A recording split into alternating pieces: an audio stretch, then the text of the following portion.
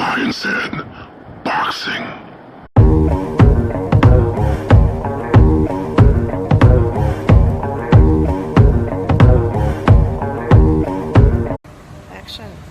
What's going on, guys? This is Coach JR, founder and head trainer here at Lion's Den Boxing Academy in Bangkok. Now, we all know that all the gyms are closed right now, but it's not an excuse for you not to train.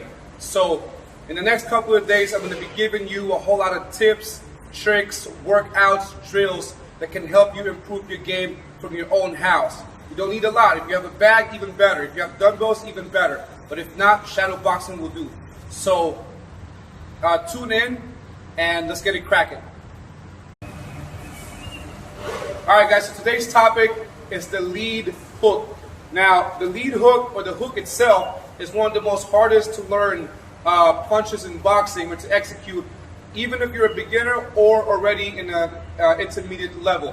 Now, there's a lot of reasons why it's hard to execute. Is because, number one, of the body coordination. Number two, the kinetic chain. Number three, the execution. So in this topic, we're going to learn real good on how to throw the lead hook, and different ways you can approach to throw it and increase power and speed. Go. All right, guys. So let's start. Now, one of the first few things I don't want you worrying about is the position of your hand, whether you want to put it the thumb to the side or up. Let's forget that for now. Right now, what we're going to worry about is our leg position and how to execute it with the legs. Now, I always say that your foot is your power source and your hip is your amplifier or your delivery system, right? So from here, what I want you to do is I want you to load up first, especially for beginners. Think as if you're actually executing the right hand first. So I would do it like this. The way I would train the left hook is I would throw that right hand first. Right? Now when you throw the right hand, your entire body already loads up that left hook nicely. So naturally, if you're not throwing that right hand forward, it would look like this. But for now, throw it out.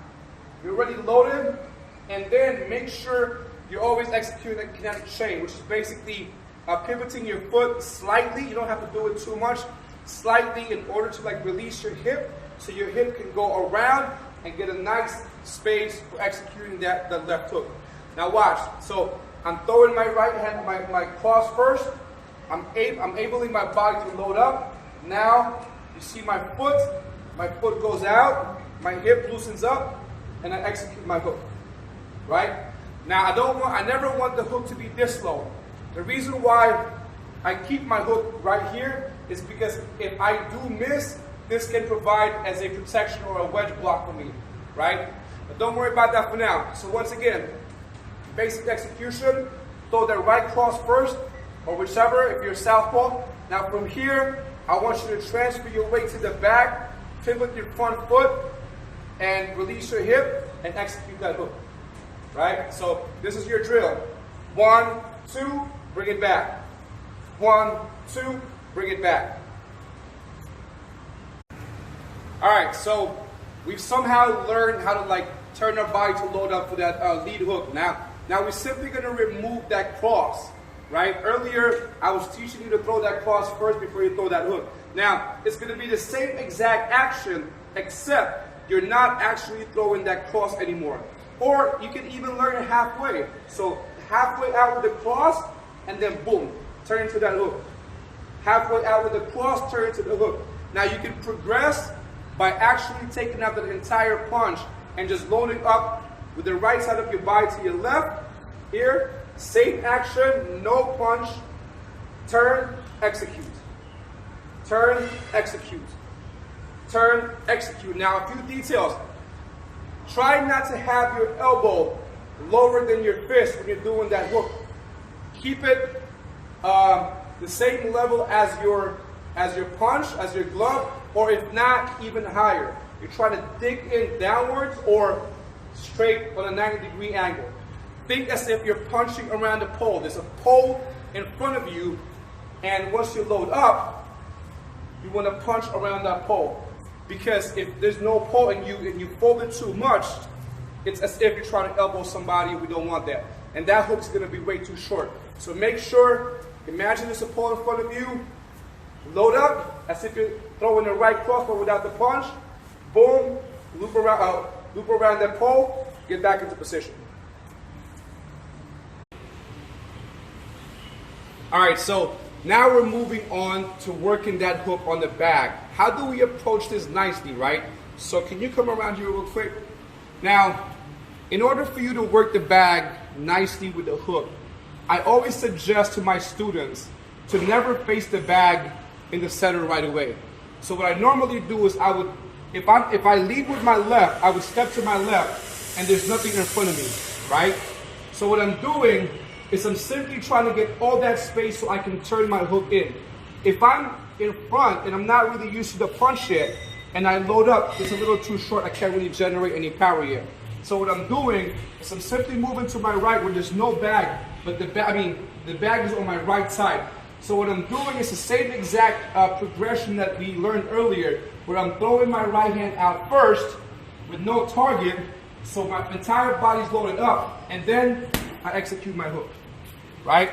So once again, don't stand in front of the bag.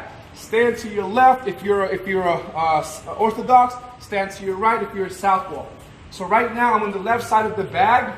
Now I'm not looking at this. I know this, it's already here, but I'm going to execute that progression again, where I throw my right cross first, and then I execute my hook, and I bring it back to position, right? Once again, I'm throwing my right cross first all the way out, teaching my body to load up nicely, and then I hook in that position. All right, so second tip in working the bag off the left hook, right? Now, one of the things that I always say is that when you're in front of the bag, try not to go too much to the side of the bag when you're shooting the hook, although it's the big surface area. The reason why is because when you do that, you intend to widen up your entire execution for the left hook, or for the lead hook. Look, I'm right here. If I turn, see how much I open? We don't want that. We want to keep the we want to keep the hook medium range or short. So what I do, what I tell my students is to find that seam that connects the two letters of the bag. There's always this one seam that connects both of them, right? Face that seam, and what you're doing, this is basically the middle of the face. So this line right here runs in the middle of my face. So basically this will be your nose area, two eyes right here, and this is your jaw. So by imagining this, you're not trying to throw too wide anymore. Basically, if you do this, you're gonna start throwing behind the ear or like on the side of the head. It's not a problem, but if you want a good knockout, you wanna go inside. So watch, this is the seam right here. When I throw my hook, I'm right here, bam, I'm on the inside. I'm not throwing it too wide like this, right?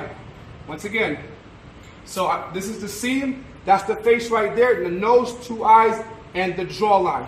So I'm right here, bam, bam. See what I'm saying? I'm not going too wide.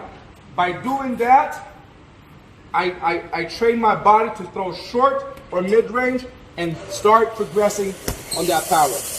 All right? All right, so now we're gonna do the same thing. We're still not gonna stand in front of the bag, right?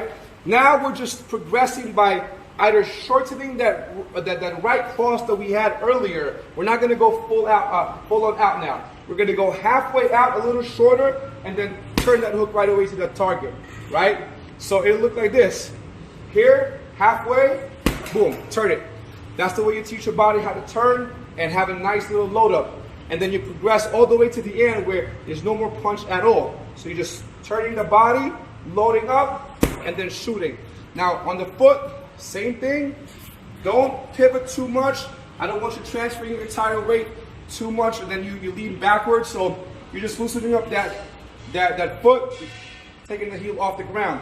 So I'm right here, I'm turning the hook, right? I'm right here, I'm turning the hook. So that's it for today, guys. I hope you really enjoy these tutorial videos that we made for you. So keep practicing at home. We got some time. Keep improving your skills. Stay active.